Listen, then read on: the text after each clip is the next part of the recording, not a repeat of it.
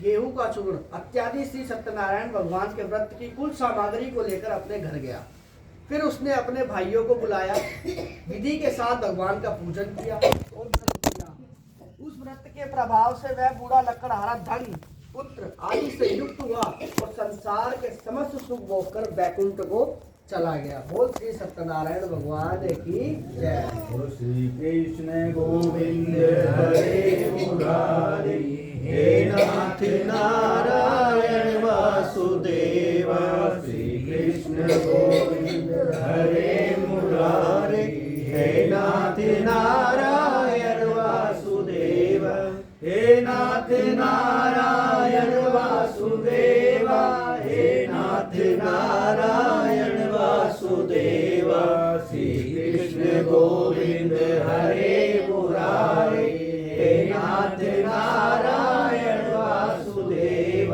नारायण नारायण नारायण शिव नारायण नारायण नारायण हरि नारायण नारायण नारायण नारायण नारायण नारायण प्रभु नारायण नारायण। और श्री सत्यनारायण भगवान की जय, विष्णु भगवान की जय, ब्रह्मदेव भगवान की जय। जय जय श्री राधे, जय जय श्री राधे, जय जय श्री राधे। सच्ची दरबार की जय। एक बार और बोलो सच्ची दरबार की जय। एक बार और बोलना पड़ेगा सच्ची दरबार की जय। माता के दरबार तक आवाज, ठीक है ना? तीन बार बोलो। तीसरा अध्याय। सूत जी बोले, हे श्रेष्ठ मुनियों, अब आगे की कथा कहता हूँ, सुनो। पहले समय में उल्लकमुख नाम का एक बुद्धिमान राजा था। वह सत्य व्यक्त और जितेंद्र था। प्रतिदिन देव स्थानों पर जाता था तथा गरीबों को धन देकर उनके कष्ट दूर करता था। उसकी पत्नी कमल के समान मुख वाली और सती साध्वी थी। पुत्र प्राप्ति के लिए भद्रशिला नदी के तट पर उन दोनों ने श्री सत्यनारायण भगवान का व्रत किया। उस समय वहां एक साधु नामक वेश्या आया। उनके पास जाकर व्यापार के लिए बहुत सा धन था। वह नाव को किनारे पर ठहराकर राजा के पास आ गए और राजा को व्रत करते हुए देखकर विनय के साथ पूछने लगे, हे राजन, भक्ति युक्त चित्त से यह आप क्या कर रहे हैं? मेरी सुनने की इच्छा है, सो आप यह मुझे बताइए। राजा बोला, हे वैष्णव, अपने बंधुओं के साथ पुत्रादि की प्राप्ति के लिए मैं यह महाशक्तिवान श्री सत्यनारायण भगवान का व्रत वह पूजन कर रहा हूँ। राजा के वचन सुनकर साधु आदर से बोला, हे राजन, मुझे इसका सब विधान कहो, मैं भी आपके कथा अनुसार इस व्रत को करूँगा। मेरी भी कोई संतान नहीं है। मुझे विश्वास है कि इससे करने से मेरी भी निश्चय कोई ना कोई संतान होगी। राजा से सब विधान सुने और व्यापार से निवृत्त होकर वह आनंद के साथ अपने घर को गया।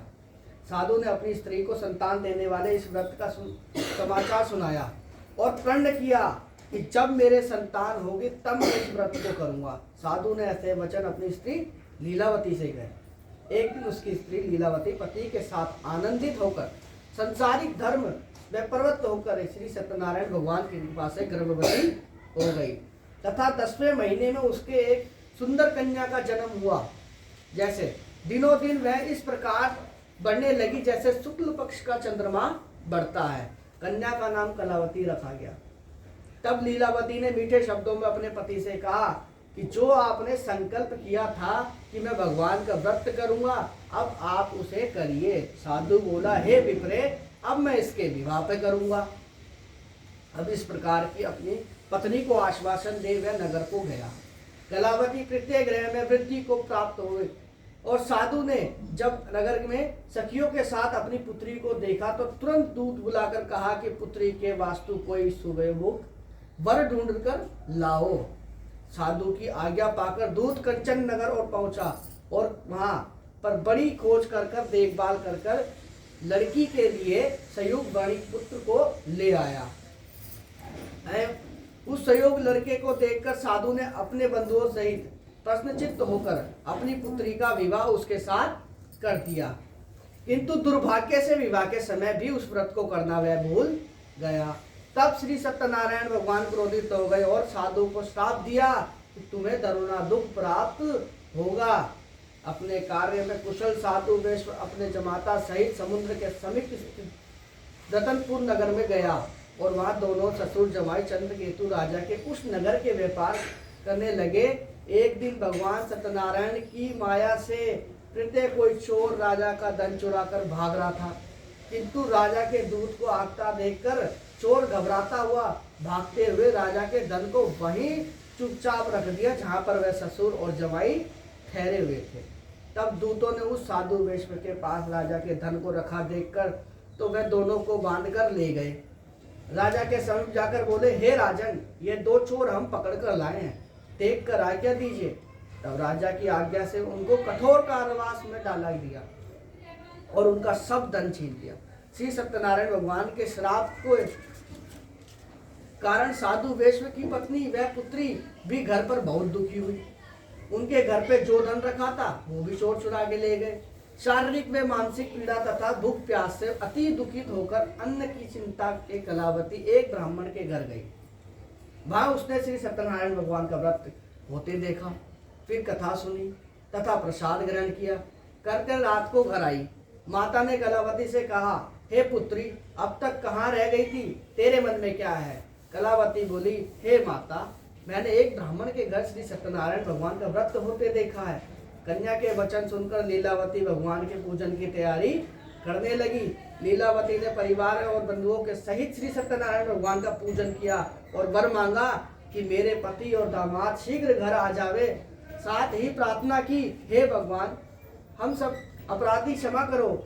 सत्यनारायण भगवान इस व्रत से संतुष्ट हो गए और राजा चंद्रकेतु के सपने में दर्शन देकर कहा, हे राजन, जिन दोनों विश्व को तुमने बंदी बना रखा है वह निर्दोष है, उन्हें प्रातः ही छोड़ दो और उनका सब धन जो तुमने ग्रहण किया है लौटा दो, नहीं तो मैं तेरा धन, राज्य, पुत्रादि सब नष्ट कर दूंगा।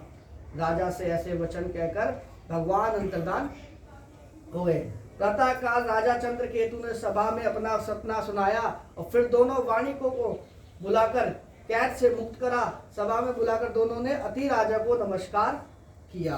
राजा मीठे वचनों से बोला, हे मानवों, तुम्हें भविवश ऐसा कठिन दुख प्राप्त हुआ है, अब तुम्हें कोई भय नहीं है। ऐसा कहकर राजा ने उनको नए नए वस्त्र दिए, आभूषण पहनाए तथा उनका जितना धन लिया था उससे दुगना धन देकर आदर से विदा किया। दोनों वेश अपने घर को चल दिए। बोल श्री सत्यनारायण भगवान की जय। बोलो श्री राम जय राम जय जय राम। बोलो श्री राम जय राम जय जय राम। बोलो श्री राम जय राम जय जय राम। बोलो श्री राम जय राम जय जय राम। बोलो श्री राम जय राम जय जय राम। बोलो श्री राम जय राम जय जय। मंगल भवन अमंगल कहूँ सुदसत अजर बिहारी। राम सिया राम जय जय राम। राम सिया राम जय जय। गोविंद बोलो हरि गोपाल बोलो। गोविंद बोलो हरि गोपाल बोलो। राधा रमण हरि गोविंद बोलो। गोविंद बोलो हरि गोपाल बोलो। राधा रमण हरि गोविंद बोलो। सत्यनारायण भगवान की, विष्णु भगवान की, ब्रह्मदेव भगवान की जय। जय श्री राधे जय श्री राधे। एक बार सीता जी ने किससे कहा? राम जी से कहा कि भगवान राम राम राम राम करते हैं, मैं तेरी पत्नी हूँ, तुम मेरे को कोई पूछता ही नहीं है। तो हमारे इस एरिया में क्या बोलते हैं? राम राम। पर उत्तराखंड उधर चले जाएंगे ना तो क्या बोलते हैं? सीताराम। उस चीज़ को वो ऑब्जर्वेशन करते हैं, तो वैसे ही बोलना क्या चाहिए? सीताराम। शंकर पार्वती बोलते हैं, पार्वती शंकर भी बोला जाए तो पत्नी बड़ी प्रसन्न होती है। अब देखो वो प्रेमानंद जी महाराज जी हैं वृंदावन में, है कि नहीं? वो राधे के नाम से तो जिंदा है। जय श्री राधे जय श्री राधे कृष्णा। तो क्या है कि राधा को नाम लोगे तो कृष्ण अपना प्रसन्न हो जाएंगे। है कि नहीं? तो जय श्री राधे बोलना चाहिए। ठीक है, आज नमस्कार करो। बोले श्री सत्यनारायण भगवान, विष्णु भगवान की। अभी तो एक रह गई है। हाँ अभी है, दो है। चौथा अध्याय। सूत जी बोले, वैष्णव ने मंगलाचार्य करके यात्रा आरंभ की और अपने नगर को चला। उनके थोड़े दूर निकलने पर दंडी वेशधारी श्री सत्यनारायण भगवान से उनसे पूछा, हे साधु, तेरी नाव में क्या है? अभिमानी वाणी घसता हुआ बोला, हे दंडी, आप क्यों पूछते हो? क्या धन लेने की इच्छा है? मेरी नाव में तो बेल और पत्ते भरे हैं। वेश्व का कठोर वचन सुनकर भगवान ने कहा, तुम्हारा वचन सत्य हो। दंडी ऐसा कहकर वहां से दूर चले गए और कुछ दूर जाकर समुद्र के किनारे बैठ गए। दंडी के जाने पर वेश्व ने नित्य क्रिया के बाद कहा, नाव को ऊंची ऊंची देखकर अचंबा किया और नाव में बेल पत्ते आदि देखकर मूर्छित होकर जमीन पर गिर पड़ा। फिर मूर्छा खुलने पर अत्यंत शोक प्रकट करने लगा।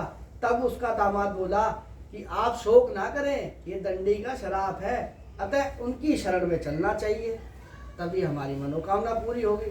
दामाद के वचन सुनकर वैश्व दंडी के पास पहुंचा और अत्यंत भक्ति भाव से नमस्कार करके बोला, हे भगवान, आपकी माया से मोहित हम आदि भी आपके रूप को नहीं जानते, तब मैं अज्ञानी कैसे जान सकता हूँ? आप प्रसन्न होइए, मैं सामर्थ्य के अनुसार आपकी पूजा करूँगा। मेरी रक्षा करो और पहले के समान नौका में धन भर दो। उसके भक्ति युक्त वचन सुनकर भगवान प्रसन्न होकर उसकी इच्छा अनुसार वर देकर अंतर्धान हो गए। तब उन्होंने नाव पर आकर देखा कि नाव धन से परिपूर्ण है। फिर वह भगवान श्री सत्यनारायण भगवान का पूजन कर साथियों के सहित अपने नगर को चला। जब अपने नगर के निकट पहुंचा तब दूत को घर भेजा। दूत ने साधु के घर जाकर उसकी स्त्री को नमस्कार करके कहा कि साधु अपने दामाद सहित इस नगर के समीप आ गए हैं। ऐसे वचन सुन साधु की स्त्री ने बड़े हर्ष के साथ सत्यदेव को पूजन करके पुत्री से कहा, मैं अपने पति के दर्शन को जाती हूँ, तू कार्य पूर्ण कर शीघ्र आ जाना। परंतु कलावती माता के वचन को अनसुना करके प्रसाद छोड़कर पति के पास चली गई।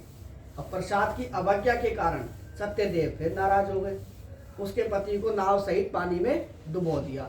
कलावती अपने पति को डूबता हुआ देखकर रोती हुई जमीन पर गिर गई। इस तरह नौका को डूबा हुआ तथा कन्या को रोता हुआ देखकर साधु दुखित होकर बोला, हे प्रभु, मुझसे या मेरे परिवार से जो भूल हुई है उसको क्षमा करो। उसके दीन वचन सुनकर सत्यदेव प्रसन्न हो गए और आकाशवाणी हुई, हे साधु, तेरी कन्या मेरा प्रसाद छोड़कर आई है, इसलिए उसका पति अदृश्य हुआ है। यदि वह घर जाकर प्रसाद खाकर लौटे तो इसे अपने पति के दर्शन अवश्य मिलेंगे। ऐसी आकाशवाणी सुनकर कलावती ने घर पहुंचकर प्रसाद खाया, फिर आकर पति के दर्शन किए। तत्पश्चात साधु ने बंधुओं सहित सत्यदेव भगवान का विधि पूर्वक पूजन किया। उस दिन के प्रत्येक पूर्णिमा को श्री सत्यनारायण भगवान का पूजन करने लगा। फिर इस लोक को सुख होकर अंत में वह स्वर्ग लोक को चला गया। बोल श्री सत्यनारायण भगवान की जय। बोल विष्णु भगवान की जय।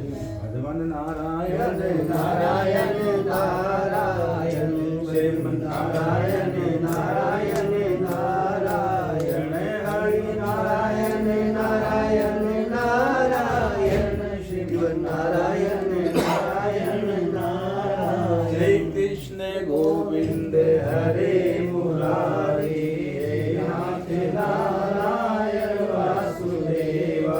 श्री कृष्ण गोविंद हरे मुरारी, हे नाथ नारायण वासुदेवा, हे नाथ नारायण वासुदेवा, हे नाथ नारायण वासुदेवा। श्री कृष्ण गोविंद हरे मुरारी, हे नाथ नारायण वासुदेवा। और श्री सत्यनारायण भगवान की जय। आज भी प्रभु तेरी आस है और कल भी तेरी आस तुम्हारी लग रही 6 रुत 12 मास। एक भगत कहने लगा, मंदिर में जाता था, बोल महाराज मुझे ये दे दो, मुझे ये दे दो, मुझे वो दे दो। तो भगवान सुनता था उसकी बात। तो ये आदमी आता है, ये सेठ आता है, तो ये तो लालच से आता है मेरी पूजा करने के, बिना स्वार्थ तो आता नहीं है।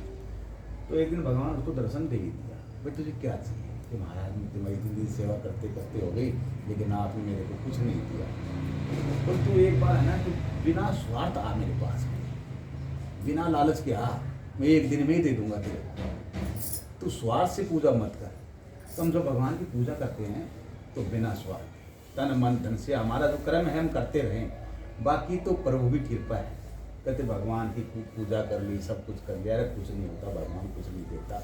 तो श्रद्धा से पूजा कर कि आज भी तेरी आस है, कल भी, तो आस लगा के तू पूजा कर। बिलने के बेर सुदामा के चावल खाए थे ना झूठे, उसको पता था कि भगवान एक दिन मिलेंगे, तो भगवान के आस्था को कभी नहीं छोड़ना चाहिए। तो भगवान की तो सेवा पूजा पाठ करना ही चाहिए। तो अपना आप ही तेरे को दे दे बरदार बल। बोलो विष्णु भगवान की बोल। 5वां अध्याय। श्री सूत जी बोले, हे ऋषियों, मैं एक और कथा कहता हूँ, सुनो। ब्रजपालन में लिंगध्वज नाम का एक राजा था।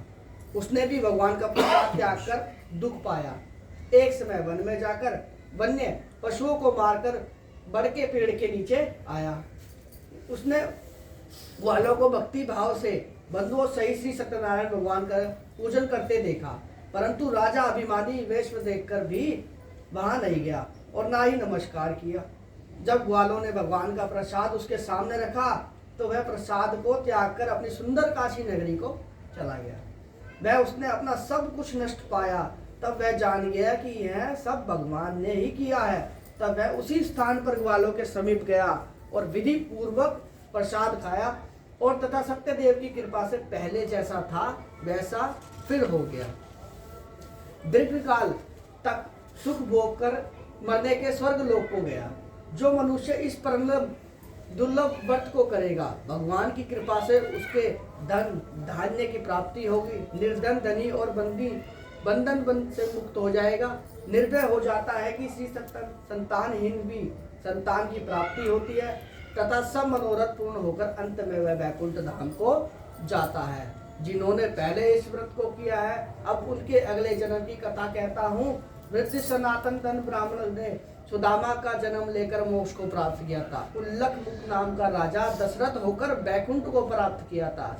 साधु नाम के वेश ने मनोरथ बनकर अपने पुत्र को आरे से चीरकर मोक्ष को प्राप्त किया था। महाराजा तुंगध्वज ने स्वयं भूमि मनु हुए। उन्होंने अपने बहुत से लोगों को भगवान की भक्ति में लीन करके स्वयं मोक्ष को प्राप्त किया था। लकड़हारा भील अगले जन्म में गु नामक निषाद राजा हुआ, जिसने भगवान राम के चरणों की सेवा कर कर मोक्ष को प्राप्त किया। बोल श्री सत्यनारायण भगवान की जय। बोल श्री रामचंद्र भगवान की जय। विष्णु भगवान की जय। विघ्न हरण मंगल करण तो गण नायक गणराज, प्रथम निमंत्रण आपको तो पूर्ण कीजिए सब काज। बोलो सत्यनारायण भगवान की। विष्णु भगवान की जय। इसको पकड़िए आप, और धीरे धीरे छोड़ दो ऐसे बनाओगे, ठीक है। आपकी दवा दिलाई छोड़ दो, चावल दे दो मेरे को। Very good. सब प्रेम से आरती बोलेंगे। श्री कथा की आरती करेंगे।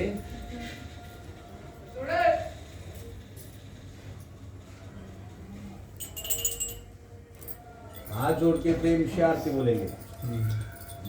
ये कथा की आरती होगी, श्रावण के बाद में फिर आरती। बोल श्री सत्यनारायण भगवान की जय। जय लक्ष्मी रमणा स्वामी, जय लक्ष्मी रमणा। सत्यनारायण स्वामी, सत्यनारायण स्वामी, जन पालक हरना। ओम जय लक्ष्मी रमणा। रतन जनित सिंहासन अद्भुत छवि नामे, स्वामी अद्भुत छवि नामे। नारद करत निरंतर, नारद करत निरंतर, घंटाध्वनि गाहि। ओम जय लक्ष्मी रमणा। प्रकट भये कलिकारण, तुझको दर्श दियो रे स्वामी, तुझको दर्श दियो। बूढ़ा ब्राह्मण बन कर